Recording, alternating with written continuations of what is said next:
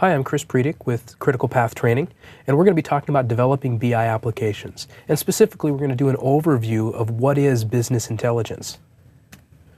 So what is business intelligence?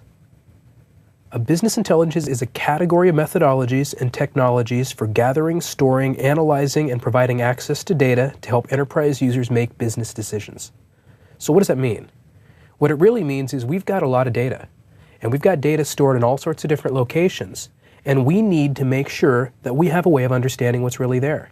So business intelligence is a set of tools and methodologies that allow us to look at that set of data, make decisions on it by aggregating it, organizing it, and presenting it in a way that end users and business users can understand and manipulate. To that end, we have to make sure that our applications and our intelligence information supports what they need to do. So we may find that we're summarizing business critical operations, but that information, such as purchasing information, finance information, is often consumed by people who have very different uses for it. So we need to make sure that our data can be targeted to those different audiences, but also that it's going to be part of a larger process. Our data doesn't live on its own. It's part of a larger process, so we need to provide the right pieces of information to the right people at the right time. So there's several tools in SharePoint that help us with this. We have status indicators and chart web parts. These two pieces allow us to quickly visualize complex data. Status indicators let us know if there's a problem. We can quickly look at a page, understand if there's any areas that need our attention, and then drill into those areas very quickly. Chart web parts allow us to visualize that information. PerformancePointServices is another way to get information by doing a more in-detailed analysis and building complex dashboards that relate all of these pieces of information into the larger picture. Excel services can be used to calculate and present information that's already stored in Excel documents, or it can be used to expose information from other locations in a visual way.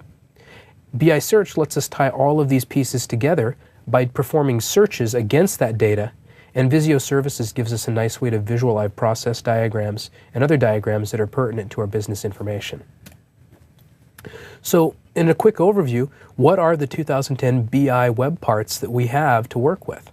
The first one is the status indicators, or the key performance indicators. Now these tools, as we mentioned before, allow us to quickly understand the status of any value. And these statuses can be based on fixed values. In other words, someone comes in and just sets it as a way of communicating a status. They can be based on lists, external data, Excel services information, or SQL analysis services. So we have a way of surfacing status from many different locations. The charting web part is similar. It allows us to generate charts and graphs based on information, and that information can come directly from other web parts via connections. We can tie into lists, and we can tie into Excel services. So these tools really become ways to surface information purely on the UI. They do a limited amount of calculation, but primarily their goal is to surface existing information. Excel services gives us essentially a thin client for Excel. We can allow ourselves to build documents, push them out onto the site, and allow IT to manage who can see what without having to build custom applications. A couple of the uses we have here are that we can use it to surface and analyze existing external data. So we can have our Excel document attached to external data and display it, or we can perform complex calculations using Excel's calculation engine and then surfacing through our web pages. PerformancePointServices is primarily focused on building context-driven dashboards. So this allows us to aggregate information from many locations, tie them together via connections, and set up situations where I can look at a scorecard, drill into a more detailed view of a piece of information, and see that reflected in another part on the page. So it gives us transparency and accountability by putting all the information we need in one place and allowing us to quickly understand a summary of what's going on. Reporting services is another tool that's not part of SharePoint, but can be exposed via web parts. Reporting services allows us to build complex reports outside of SharePoint and yet host them right alongside PerformancePoint, Excel services, and other BI tools to provide a more complete picture. BI search really extends the reach of the existing search.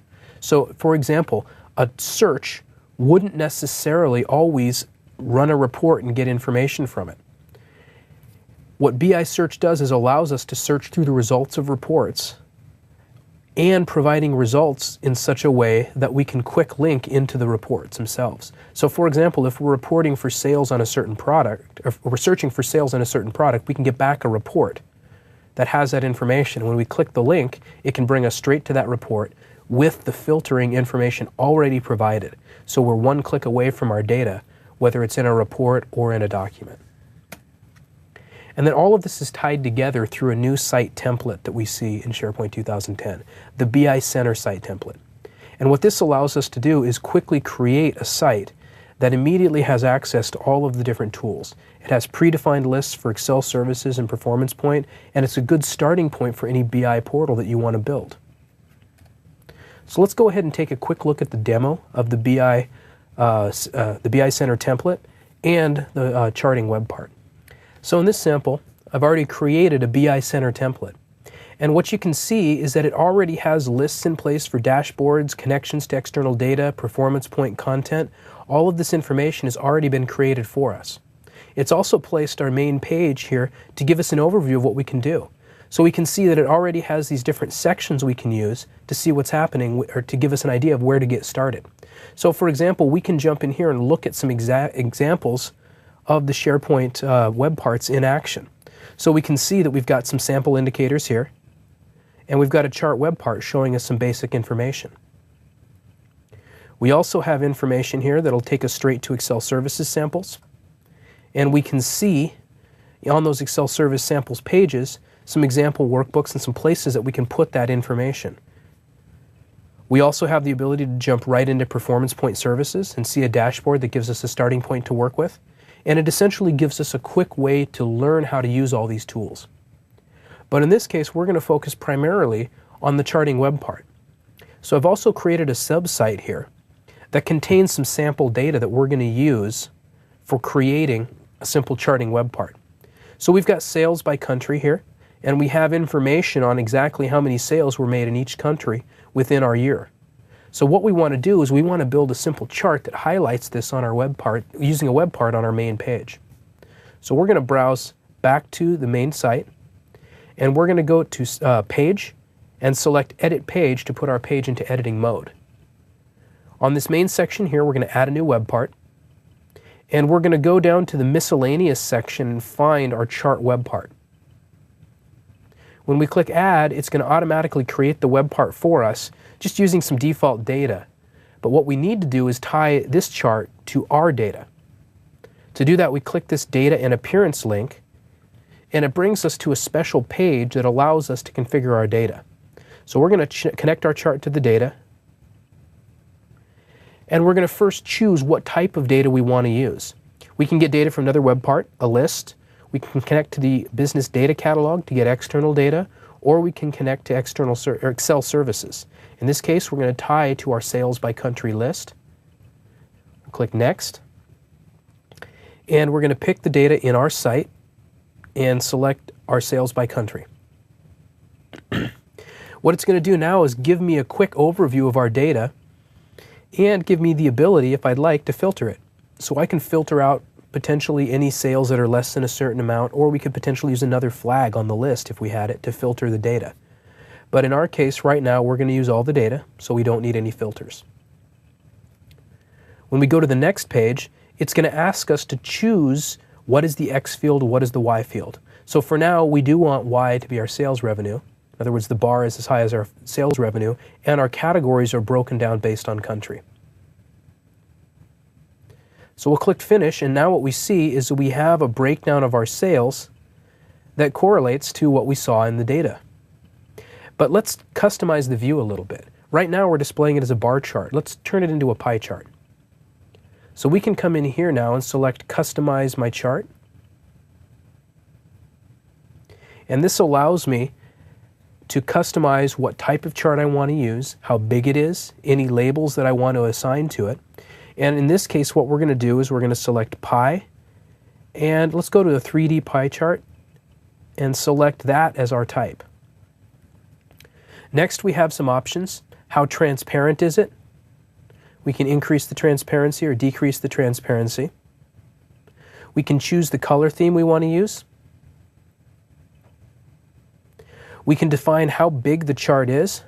So in this case, we'll make it a little bigger. And we can choose the format of the file being created. By default, it creates a PNG file, but we could also choose bitmap or JPEG. If we're a 3D chart, we can choose rotation angle and other items that determine how the chart's rendered. In the next item, we can decide whether we wanted to show the title or legend and determine where they're located. In this case, we're going to turn off the title, but just keep the legend around. We can define details on our axes. So how are they defined? Pie chart doesn't have axes, so we don't have that option here, but in a pie chart we would. We can determine our data labels, how we want to display those. And if we want to attach any hyperlinks to any of the values, we can put those in here as well. And once we're done, we see now that we've got a complete chart rendered on our page. So this is most often used to quickly surface a chart that we already have data for. We could potentially just as easily surface this through Excel services, but why bring Excel into the picture when you already have the data and you already have the charting web part? So this is just a quick example of how we can use information that exists in our site and surface it appropriately. Now the end user has the ability to see what's going on with a quick visual representation, and we can tie this chart together with several other pieces. We could tie it together with Performance Point, we could tie it together with Excel services, and we could tie it together with other status indicators and reports to provide the end user a good indicator of exactly what's going on within the organization.